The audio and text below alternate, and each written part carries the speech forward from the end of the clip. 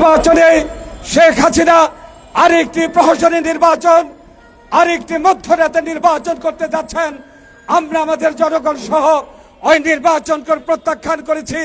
ওই নির্বাচনে যিনি সেই দিন নেতৃত্ব দিয়েছিলেন, যে নির্বাচন কমিশন ছিলেন KM নুরুল হুদা, ওই হুদাকে বলেছিলাম যে জাতির প্রতি যদি আপনার শ্রদ্ধাবোধ থাকে, গণতন্ত্রের প্রতি শ্রদ্ধাবোধ থাকে, এ দেশের প্রতি শ্রদ্ধাবোধ থাকে, আপনি ওই নির্বাচন থেকে ঘুরে দাঁড়ান। আপনি নির্বাচন না গিয়ে প্রত্যাহার করে পদত্যাগ করুন। নুরুল হুদা কথা শোনা নাই, জনগণের পক্ষ অবলম্বন না করে একদলীয় ওই শেখ হাসিনার পক্ষ অবলম্বন করে মধ্যরাতে নির্বাচন করেছিলেন। সেই নির্বাচনও জাতিকে ধ্বংসের মুখোমুখি করা হয়েছিল। সর্বশেষ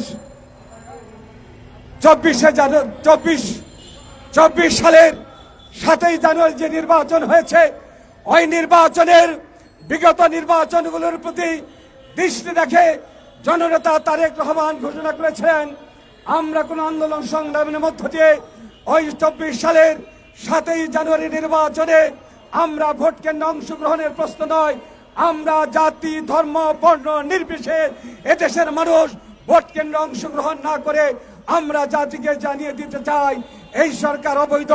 এই অবৈধ সরকারের অধীনে কোন নির্বাচন হতে পারে না। এবং সেটাই হয়েছিল।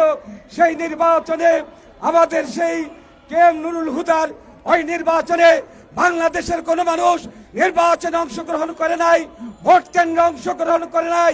কিন্তু নুরুল হুদা সেই দিন নির্বাচনের প্রার্থীকে বৈধ ঘোষণা করেছিলেন। এটাই মনে করতে পারি এরা ছিল জাতীয় দুশ্মন। ওই নুরুল হুদারা ছিল জাতীয় দুশ্মন। ওই নুরুল হুদা, KM নুরুল হুদা, রকিবউদ্দিন, এরা ছিল জাতীয় দুশ্মন। আজকে ওই বেগম শেখ হাসিনার সাথে এই জাতীয় দুশ্মনদেরকেও চিহ্নিত করে তাদেরকেও আদালতের মধ্যে দিয়ে তাদেরকে আইনের মুখোমুখি করতে হবে। আগামী দিনে যেন কোন নুরুল হুদার জন্ম না হয়, কোন রকিবের জন্ম না হয়।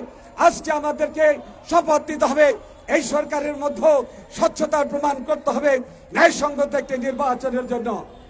আমি এই প্রসঙ্গের বাইরে একটা কথা বলতে চাই, NCP নিয়ে কথা বলতে চাই। তাদের বিরুদ্ধে অনেক দুর্নীতির প্রশ্ন উঠেছে, তারা অনেক রকম দুর্নীতি কর্মকাণ্ডে অংশগ্রহণ করেছেন। আমরা